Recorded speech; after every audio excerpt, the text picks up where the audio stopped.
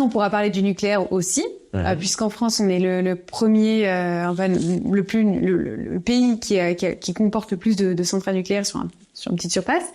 Et donc, on a de là deux procédés. Un procédé en circuit ouvert, qui prélève beaucoup d'eau, mais qui le rejette à 98% en aval.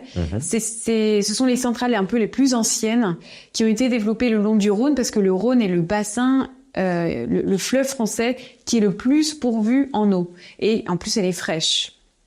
Plus vraiment. Plus vraiment maintenant. Alors, c'est changé depuis, voilà. Mais ça pose vraiment problème. Mais le défi, il est du côté thermique, parce qu'il faut toujours avoir de l'eau froide pour refroidir ces centrales. Ça, ouais. Et on a un deuxième procédé qui tend à se développer. Aujourd'hui, tous les projets de centrales sont sur ce circuit-là, circuit fermé, où on prélève de l'eau et on a entre 30 et 50% qui repart par évaporation. On rejette de l'eau, le reste qui est un peu moins chaud mais qui se réchauffe quand même. Et donc là, pour le coup, ça consomme de l'eau parce que ça s'évapore, ça part et ça revient pas dans le milieu.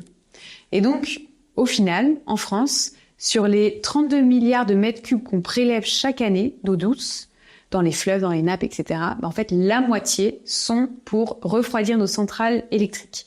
Et particulièrement le nucléaire, en raison de ces centrales en circuit ouvert qui sont sur le Rhône.